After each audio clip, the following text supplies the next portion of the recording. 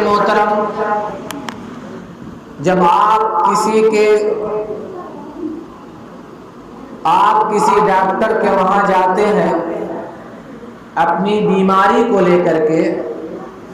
Doctor آپ سے پوچھتا ہے کہ آپ کو ہوا کیا ہے، تو آپ بتاتے ہیں کہ میرا سر دکھ رہا ہے یا بدن دکھ رہا ہے یا مجھے بخار لگ رہا ہے یا مجھے کھانسی آ رہی ہے یا مجھے نزلہ ہوا ہے۔ آپ اپنی جو کیفیت بتاتے ہیں اس اعتبار سے ڈاکٹر دوا کو منتخب کرتا ہے اور دوا کو منتخب کرنے کے بعد اسے ایک کاغذ میں رکھ کر کے آپ کو دے دیتا ہے، اور دینے کے بعد یہ کہتا ہے کہ آپ کو یہ گولی، یہ ٹیبلٹ آپ کو صبح یا شام میں کھانی ہے۔ اگر آپ نے اس کے مطابق دوا کھا لی تو چاہے آپ کا بخار ہو، چاہے نزلہ ہو، چاہے خاصی ہو، چاہے آپ کا کوئی مرض ہو، اگر دوا سوٹ کر گئی تو آپ ٹھیک ہو جاتے ہیں، اور اگر دوا سوٹ نہیں کی، دوا کام نہیں کی، تو پھر اسی ڈاکٹر کے پاس جاتے ہیں اور کہتے ہیں کہ دوا آپ نے دی، میں آپ کے کہنے کے مطابق اس کو استعمال کیا لیکن آپ کی دوا کام نہیں کی، دوا بدل کر کے آپ کوئی دوسری اور دوا دے دیجئے۔ پھر اس دوا کو کھاتا ہے تو الحمدللہ وہ ٹھیک ہو جاتا ہے۔ اب ہمیں اس تمہیدی گفتگو سے یہ سمجھنا ہے کہ ہماری شریعت نے بھی ہمارے لیے کچھ نسخہ متعین کر دیا ہے۔ ہماری زندگی گزارنے کے لیے، اپنی زندگی کو سنوارنے کے لیے، اپنے گھر میں خیر و برکت لانے کے لیے، اپنے گھر سے شیطان کو بھگانے کے لیے، اپنی محتاجگی تنگ دستی کو دور کرنے کے لیے، اپنی ساری پریشانیوں کو دور کرنے کے لیے، حصول برکت کے لیے، اللہ کی رضا حاصل کرنے کے لیے ہماری شریعت نے کچھ طریقے متعین کر دیے ہیں، کچھ اصول بنا دیے ہیں۔ اس اصول کے مطابق اگر ہم اپنی زندگی گزارتے ہیں تو ہماری زندگی کامیاب ہے، اور اگر اس اصول کے مطابق ہم زندگی نہیں گزاریں گے تو ایسی صورت میں ہماری زندگی کامیاب نہیں ہو سکتی۔ آج کا یہ عظیم الشان رسول اللہ صلی اللہ تعالی علیہ وسلم کی محبت میں میلاد مصطفیٰ کا جو انعقاد کیا گیا ہے، عزیزان ملت اسلامیہ، یہ خیر و برکت کے لیے منعقد کیا گیا ہے، اور خیر و برکت مکان میں بھی چاہیے، دکان میں بھی چاہیے، مال میں بھی چاہیے، رزق میں بھی چاہیے، اولاد میں بھی چاہیے، اور اسی کے ضمن میں چند احادیث کریمہ اور روایت اور اپنے اسلاف کی تاریخ اور ان کی سیرت سے میں آپ کو بتانے کی کوشش کر رہا ہوں کہ اگر اس کام کو ہم انجام دیں گے تو بلا شبہ ہمارے گھر میں برکتیں بھی ہوں گی، ہمارے گھر میں رحمتیں بھی ہوں گی، ہمارے مال میں فراوانی بھی ہوگی، شیطان سے حفاظت بھی ہوگی، ہماری ساری مرادیں پوری ہو جائیں گی، رب کی رحمت کا بھی نزول ہوگا، رب کی رحمت کے فرشتے بھی اتریں گے۔ عزیزان ملت اسلامیہ، حضرت ابو ہریرہ رضی اللہ تعالیٰ عنہ ہے۔ یہ حضرت ابو ہریرہ کون ہے؟ میں آپ کو بتاتا ہوا چلوں۔ حضرت ابو ہریرہ رضی اللہ تعالیٰ عنہ یہ صحابی رسول ہے، بہت مشہور صحابی ہے۔ آپ کفر میں جب تھے، ابھی آپ نے اسلام قبول نہیں کیا تھا، اس وقت آپ کا نام عبد شمس تھا، لیکن جب آپ اسلام قبول کرتے ہیں، مسلمان ہو جاتے ہیں، آپ نے ایمان قبول کر لیا تو اللہ کے حبیب صلی اللہ تعالی علیہ وسلم نے آپ کا نام عبد الرحمن رکھا۔ حضرت ابو ہریرہ رضی اللہ تعالی عنہ بلی سے بہت پیار کرتے تھے، بلی کو بڑا پسند کیا کرتے تھے۔ ایک مرتبہ آقا کریم صلی اللہ تعالی علیہ وسلم کی حضرت ابو ہریرہ بلی کا بچہ لے کر کے آئے تو اللہ کے حبیب صلی اللہ تعالی علیہ وسلم نے بلی سے آپ کا یہ پیار دیکھ کر کے ارشاد فرمایا، انت ابو ہریرہ، کہ تو ابو ہریرہ ہے، یعنی تو بلی والا ہے۔ اللہ اکبر، مسلمانوں، آقا کریم صلی اللہ تعالی علیہ وسلم کے زبان مبارک سے وہ جملہ نکلنا تھا کہ وہ آپ کا لقب اتنا مشہور ہو گیا کہ آپ کا نام تک لوگ نہیں جانتے ہیں، میرے آقا کی زبان مبارک سے جو جملہ نکل گیا وہی آخری آپ کا نام قرار پایا، اور دنیا بھی اگر عبد الرحمن کہے تو نہیں جانے گی، لیکن ابو ہریرہ کہہ لے تو جان جائے گی۔ یہ رسول اللہ کی زبان کی برکت تھی، میرے آقا کریم صلی اللہ تعالی علیہ وسلم کا دیا ہوا جملہ تھا۔ یہی حضرت ابو ہریرہ رضی اللہ تعالی عنہ فرماتے ہیں کہ اللہ کے حبیب صلی اللہ تعالی علیہ وسلم نے ارشاد فرمایا، اللہ کے گھروں میں سے کسی گھر میں خواہ وہ مسجد ہو، خواہ وہ مدرسہ ہو، خواہ وہ گھر ہو، اگر اس میں تلاوت قرآن کی جائے اور تلاوت قرآن کو پڑھا اور پڑھایا جائے تو اس گھر میں، اس مکان میں، اس مسجد میں سکینہ نازل ہوتا ہے، یعنی اطمینان قلب نازل ہوتا ہے، آرام باطن نازل ہوتا ہے، اور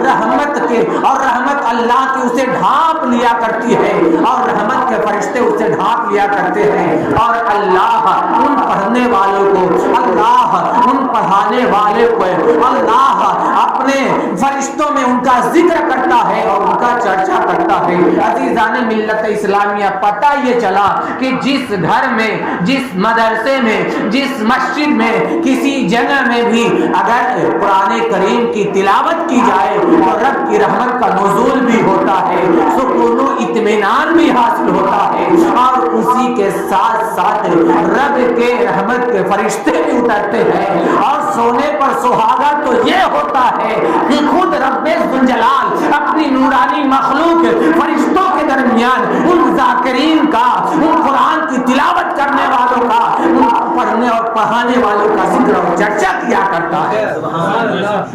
پتہ یہ چلا کہ گھر میں قرآن کی تلاوت کتنی افضل چیز ہے۔ مکان میں خیر و برکت کے لیے سب سے اہم اور سب سے عظیم نسخہ ہے کہ ہم اپنے گھروں کو تلاوت قرآن سے مزین کریں۔ پہلے ہم لوگ دیکھتے تھے کہ ہر گھر سے قرآن کریم کی تلاوت کی آواز آتی تھی، جیسے ہی صبح ہوتی تو گھر میں سے عورتوں کے قرآن کی تلاوت کی آواز آتی، مردوں کی تلاوت کی آواز آتی، لیکن اب یہ ساری کی ساری چیزیں بالکل ختم ہیں۔ شاید باید اللہ ماشاء اللہ کہیں سے اگر سمجھ میں آ گئی، کہیں سے سننے میں آ گئی تو ٹھیک ہے، ورنہ اب نظر نہیں آتی۔ یہ سمجھنے کی ضرورت ہے، جس چیز کو بتا دیا گیا ہے کہ وہ نسخہ اگر عمل کر لیا جائے، اس نسخے پر اگر عمل کر لیا جائے تو رب کی رحمتوں کا نزول بھی ہوتا ہے، رب کی رحمت کے فرشتے بھی آتے ہیں، اور سونے پر سہاگا تو یہ ہے کہ رب ذوالجلال ان کا ذکر فرشتوں میں کیا کرتا ہے۔ عزیزان ملت اسلامیہ، کون نہیں چاہتا کہ گھروں میں برکت آئے، کون نہیں چاہتا کہ گھروں میں رحمت آئے، کون نہیں چاہتا کہ گھروں سے آفت و بلیات ختم ہو جائے، کون نہیں چاہتا کہ شیطان ہمارے گھروں میں داخل نہ ہو؟ تو آؤ میں آپ کو بتاتا ہوا چلوں، اللہ کے حبیب صلی اللہ تعالی علیہ وسلم نے ایسا ایک عظیم نسخہ بتا دیا ہے کہ اگر اس کو انجام دے دیا جائے تو قسم خدا کی ہمارا گھر شیطان سے محفوظ ہو جائے گا۔ عزیزان ملت اسلامیہ، آقا کریم صلی اللہ تعالی علیہ وسلم نے ارشاد فرمایا کہ اپنے گھروں میں سورہ بقرہ کی تلاوت کیا کرو، اس لیے کہ جس گھر میں سورہ بقرہ کی تلاوت ہوتی ہے اس گھر میں شیطان داخل نہیں ہو سکتا۔ اسی لیے اگر پریشان ہے، آپ گھر کی وجہ سے پریشان ہے، کسی ملا کے پاس جاتے ہیں، کسی مولوی کے پاس جاتے ہیں کہ میں مالی اعتبار سے تو ٹھیک ٹھاک ہوں لیکن میں گھر کے اعتبار سے بڑا پریشان ہوں، آئے دن مجھے یہ خواب نظر آتا ہے، میرے گھر والے یہ خواب دیکھتے ہیں، بڑی پریشانیاں سمجھ میں آتی ہے، تو وہ کہتے ہیں کہ 3 دن تم گھر میں سورہ بقرہ پڑھا دو، تم 7 دن گھر میں سورہ بقرہ پڑھا دو، تم 11 دن گھر میں سورہ بقرہ پڑھا دو، تم 21 دن گھر میں سورہ بقرہ پڑھا دو، تم 41 دن گھر میں سورہ بقرہ پڑھا دو۔ یہ کیوں کہا جاتا ہے؟ دراصل میں اسی لیے کہا جاتا ہے کہ اللہ کے حبیب صلی اللہ تعالی علیہ وسلم نے ارشاد فرمایا ہے کہ اپنے گھروں میں سورہ بقرہ کی تلاوت کیا کرو، اس لیے کہ جس گھر میں سورہ بقرہ کی تلاوت ہوتی ہے اس گھر میں شیطان داخل ہی نہیں ہوتا۔ اس سے سمجھ میں آیا کہ اگر اپنے گھر کو شیطان سے محفوظ رکھنا ہے تو قرآن کی تلاوت کرنی پڑے گی. اور قرآن جیسا عظیم، قرآن جیسی مقدس کتاب مل سکتی ہے کہیں؟ اللہ کا سب سے بہترین کلام، سب سے عمدہ کلام جو انسان کی ہدایت کے لیے، لوگوں کی ہدایت کے لیے جو بھیجا گیا، اس سے بڑی رہنما کتاب نہیں مل سکتی، اس سے بڑی رسول پسند کتاب نہیں مل سکتی. اور کون نہیں چاہتا کہ اس کی ساری مرادیں پوری ہو جائیں؟ سارے لوگ چاہتے ہیں کہ میری مرادیں پوری ہو جائیں. سارے لوگ چاہتے ہیں کہ میری جو حاجتیں ہیں، میری جو ضرورتیں ہیں وہ پوری ہو جائیں. تو میں آپ کو بتاتا ہوا چلتا ہوں کہ آقا کریم صلی اللہ تعالی علیہ وسلم نے ارشاد فرمایا، جو صبح کے وقت سورہ یاسین کی تلاوت کر لے گا اس کی ساری ضرورتیں پوری ہو جائیں گی، اس کی ساری ضرورتیں پوری ہو جائیں گی. سمجھ میں آیا کہ قرآن پڑھا جائے، اگر اس کی مخصوص صورتوں کو بھی پڑھا جائے تو قسم خدا کی اپنی ضرورتیں بھی پوری ہو رہی ہے، گھر شیطان سے محفوظ بھی ہو رہا ہے، رب کی رحمتوں کا نزول بھی ہو رہا ہے. حضرت عبداللہ ابن مسعود رضی اللہ تعالیٰ عنہ فرمایا کرتے کہ تم اپنے بچوں کو سورہ واقعہ کی تلاوت کرنے کا حکم دیا کرو. اس لیے حضرت عبداللہ ابن مسعود رضی اللہ تعالیٰ عنہ اپنی بچیوں کو حکم دیا کرتے تھے کہ وہ سورہ واقعہ کی تلاوت کریں، اس لیے کہ جو سورہ واقعہ کی تلاوت رات میں پڑھتا ہے تو کبھی وہ محتاجی کا شکار نہیں ہوگا، کبھی وہ فکر و فاقہ کا محتاج نہیں ہوگا، کبھی وہ تنگ دستی کا شکار نہیں ہوگا. اس لیے کہ سورہ واقعہ کا پڑھنا یہ محتاجی کو دور کرتا ہے، فکر و فاقہ کو دور کرتا ہے، یہ تنگ دستی کو دور کرتا ہے. اس لیے حضرت عبداللہ ابن مسعود رضی اللہ تعالیٰ عنہ جب یہ سال ہونے لگا تو حضرت عثمان غنی رضی اللہ تعالیٰ عنہ ان کے پاس آتے ہیں اور آنے کے بعد عرض کرتے ہیں کہ اگر آپ کہیں تو میں آپ کے بیٹوں کے لیے ایک وصیت مرتب کر دوں کہ آپ کے انتقال کے بعد بیت المال سے انہیں کچھ رقم مل جایا کرے اور ان کی زندگی کے لیے کافی ہو جایا کرے، ان کی ضرورتوں کے لیے کافی ہو جایا کرے، ان کی حاجتوں کے لیے کافی ہو جایا کرے. تو حضرت عبداللہ ابن مسعود جن کا لقب صاحب وسادہ بننا رہے ہیں، جو رسول اللہ کی بارگاہ میں چاہے سفر ہو چاہے حضر ہو ہر حال میں رسول اللہ کی بارگاہ میں رہا کرتے تھے. حضرت عبداللہ ابن مسعود نے فرمایا کہ میں نے اپنی اولاد کو ایسی چیز کی تعلیم دے دی ہے، میں نے قرآن کی ایسی آیت کی ایسی سورت کی تعلیم دے دی ہے کہ اگر میری اولاد اس پر عمل پیرا رہے گی تو کبھی محتاجی کا شکار نہیں ہوگی، کبھی تنگ دستی کا شکار نہیں ہوگی، کبھی وہ محتاج نہیں ہوگی، کبھی اسے فکر و فاقہ کشی نہیں کرنی پڑے گی. عزیزان ملت اسلامیہ،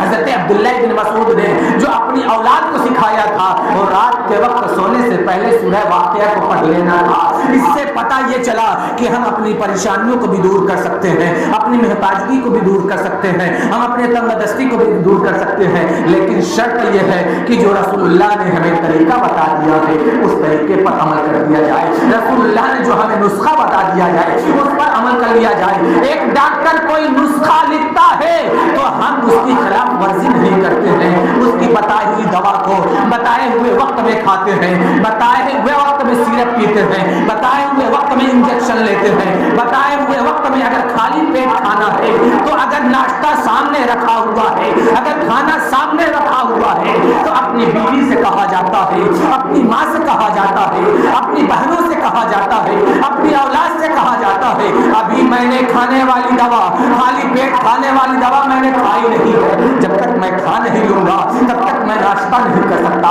جب تک میں کھانا نہیں کھا سکتا. عزیزان ملت اسلامیہ، ذرا آپ اندازہ لگائیں، یہ دنیا کا ایک ڈاکٹر ہے جو آپ کے جسمانی فائدے کے لیے آپ کو حکم دیتا ہے تو ہم مان لیتے ہیں. جو آخرت کا حکیم ہے، جو حکیموں کا حکیم ہے، جو داناؤں کا دانا ہے، جو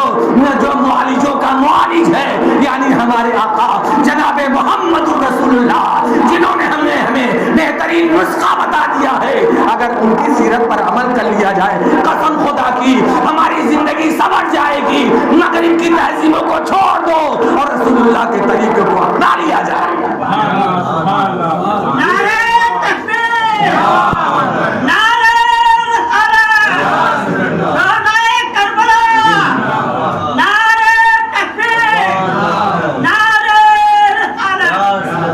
اور روایتوں میں یہ بھی آتا ہے کہ وہ گھر جس گھر میں قرآن نہیں ہوتا وہ گھر سارے گھروں سے خالی ہے. مطلب یہ ہے کہ جس گھر میں قرآن کی تلاوت نہیں ہوتی، قرآن کی تلاوت نہیں کی جاتی، وہ گھر یہ سارے گھروں سے بے گھر ہوا کرتا ہے، سارے گھروں سے وہ خالی گھر ہوا کرتا ہے. کیونکہ قرآن جس گھر میں پڑھا جاتا ہے وہ گھر اپنی وسعتوں کو پھیلا دیتا ہے، اپنی وسعتیں اس گھر والوں پر کشادہ کر دیتا ہے، اس کی وسعتیں بڑھ جاتی ہے. مطلب یہ ہے کہ وہ گھر اس کے لیے رحمت بن جاتا ہے، اور اس گھر میں رب کی رحمتوں کا نزول ہوتا ہے، رب کے فرشتے آتے ہیں، اور اس گھر میں جب رب کے فرشتے آئیں گے تو شیطان داخل نہیں ہو سکتا. اور جس گھر میں شیطان داخل نہ ہو وہ گھر شاد و آباد رہے گا. اور جس گھر میں قرآن کی تلاوت نہیں ہوتی، جس گھر میں قرآن کی تلاوت نہیں کی جاتی، جس گھر میں قرآن نہیں ہوتا، اس گھر میں شیطان داخل ہوتا ہے، رب کی رحمتوں کا نزول نہیں ہوتا، رب کے فرشتے جو رحمت کے ہوتے ہیں وہ نہیں آتے ہیں. اور آپ اندازہ لگائیے کہ جو گھر رب کی رحمتوں سے خالی ہو، جو گھر رب کے رحمت کے فرشتوں سے خالی ہو، تو اس گھر میں چاہے آپ ڈیلی ساڑی بن لیجئے، چاہے ڈیلی ایک پاور لوم پہ کئی ساڑیاں آپ بن ڈالیے، چاہے آپ کا کاروبار کتنا ہی اچھا چلے، چاہے آپ کتنا ہی مال و دولت کمائیں، چاہے آپ کے گھر میں مال کا ڈھیر لگا ہو، لیکن یاد رکھیے گا مال ہونے کے باوجود بھی، آپ کے پاس اسباب ہونے کے باوجود بھی، آپ کے پاس ذرائع ہونے کے باوجود بھی آپ کے گھر میں برکتیں نہیں ہو سکتی. ادھر سے پیسہ آیا، ادھر سے چلا آیا، جیسے ہی مہینہ مکمل ہوا پھر شکایتیں کی جائیں گی، ہم نے تو 15,000 کما لیا، ہم نے تو 30,000 کما لیا، ہم نے تو 50,000 کما لیا، ابھی 20 دن نہیں ہوئے ہیں، مہینہ بھی ختم نہیں ہوا ہے، تو ہمارا سارا پیسہ خرچ ہو گیا ہے. اب دال کیسے لائیں، اب چاول کیسے لائیں، اب ساگ سبزی کیسے لائیں، اب گوشت کیسے لائیں، گھر میں کیسے پکے گا. اب خود بھی کہتے ہیں، دوسرے کو بھی بتاتے ہیں کہ ساڑی لے کر کے گیا تھا، پیسہ بھی لایا، چھن بھر میں ختم ہو گیا. مسلمانوں پیسہ ہونے کے باوجود بھی ہاتھ سے پھسل جاتا ہے. پتہ یہ چلا کہ پہلے کے لوگ کام کم کیا کرتے تھے، پورا گھر کھایا کرتا تھا. آج پورے گھر کے لوگ کام کرتے ہیں، پورا گھر ہی نہیں چلا پاتے ہیں. پہلے برکتیں تھی، آج برکتیں ختم ہو گئی ہیں. اصل وجہ یہ تھی کہ پہلے دینداری تھی، اب بے دینداری ہو گئی ہے. اور پہلے گھروں میں قرآن کی تلاوت ہوتی تھی، گھر میں باپ کی عزت کی جاتی تھی، ماں کا احترام کیا جاتا تھا، گھر خوشحال رہا کرتا تھا، جھگڑوں اور فسادوں کی آماجگاہ نہیں ہوتا تھا. اس کے بعد زندگیاں بڑی خوشگوار گزر جایا کرتی تھی. چند روپے چند سکھوں کے بدلے میں پوری زندگی خوشی خرمی کے ساتھ گزار لیا کرتے تھے. آج 80 ہزار پانے والے، آج 60 اور 50 ہزار پانے والے بعد میں یہی شکایت کرتے ہیں، کیا بتائیں کہ پیسہ ہی ختم ہو گیا، بینک میں حیا نہیں ہے، فلاں جگہ ختم ہو گیا ہے، ابھی تو یہ سامان لینا باقی ہے، ابھی تو یہ لینے جانا تھا. یہ ساری شکایتیں کرتے ہیں. مسلمانوں ضرورت ہے کہ ہم اپنی پریشانیوں کو سمجھیں، اور رسول اللہ نے جو طریقہ ہمیں بتا دیا ہے اس پر چل کر کے اپنی زندگی گزار لے تو قسم خدا کی رحمت بھی ہے، برکت بھی ہے، مال و اسباب بھی ہے، اور رزق حلال بھی ہے، اور رب کی رحمتوں کا نزول بھی ہوگا. رب کی رحمتوں کا نزول ہوگا. اور مال میں تنگ دستی ہو، مال میں محتاجی ہو تو اس کا بھی طریقہ بتا دیا گیا ہے. اب یہی ہمارا آخری واقعہ ہے اور یہی سے ہم اپنی بات کو ختم کر دیں گے. عزیزان ملت اسلامیہ، اللہ کے حبیب صلی اللہ تعالی علیہ وسلم کی مقدس بارگاہ میں ایک شخص آتا ہے. دیکھو اس کا عقیدہ تھا یہ در رسول ہے، یہاں جائیں گے مانگیں گے تو نہ نہیں کہیں گے ملے گا. یہ در رسول ہے، جو فریاد لے کر کے جائیں گے وہ ہماری فریاد سنی بھی جائے گی، پوری بھی کی جائے گی، ہمیں واپس نہیں لوٹایا جائے گا. اس لیے کہ واہ کیا جود و کرم ہے شہ بتا تیرا،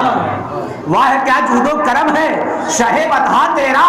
نہیں سنتا ہی نہیں مانگنے والا تیرا. یا رسول اللہ آپ کی بارگاہ میں جو آیا ہے کبھی خالی ہاتھ نہیں گیا ہے، آپ کی بارگاہ میں اپنی مرادیں لے کر کے آیا ہے، وہ اپنی مرادیں لے کر کے واپس گیا ہے. آپ کی بارگاہ میں اپنی ضرورتیں لے کر کے آیا ہے، اپنی ضرورتیں پوری کر کے گیا ہے. آپ کی بارگاہ میں اپنی حاجتیں لے کر کے آیا ہے، اپنی حاجتیں پوری کر کے گیا ہے. آپ کی بارگاہ میں جو مدعا لے کر کے آیا ہے اس کا مدعا پورا کر دیا گیا ہے. عزیزان ملت اسلامیہ، میرے آقا کریم صلی اللہ تعالی علیہ وسلم کی مقدس بارگاہ میں ایک شخص آتا ہے اور آنے کے بعد یہ عرض کرتا ہے یا رسول اللہ میں تو تنگ دست ہوں، یا رسول اللہ میں تو محتاج ہوں، یا رسول اللہ میں فقیر ہوں، میری محتاجگی ہے، میری تنگ دستی ہے، یا رسول اللہ صلی اللہ علیہ وسلم میرے لیے کوئی عمل بتا دیجئے، میرے لیے کوئی سبب بتا دیجئے، میرے لیے کوئی ذریعہ بتا دیجئے کہ میرے پاس مال کی فراوانی ہو جائے۔ تو اللہ کے حبیب صلی اللہ علیہ وسلم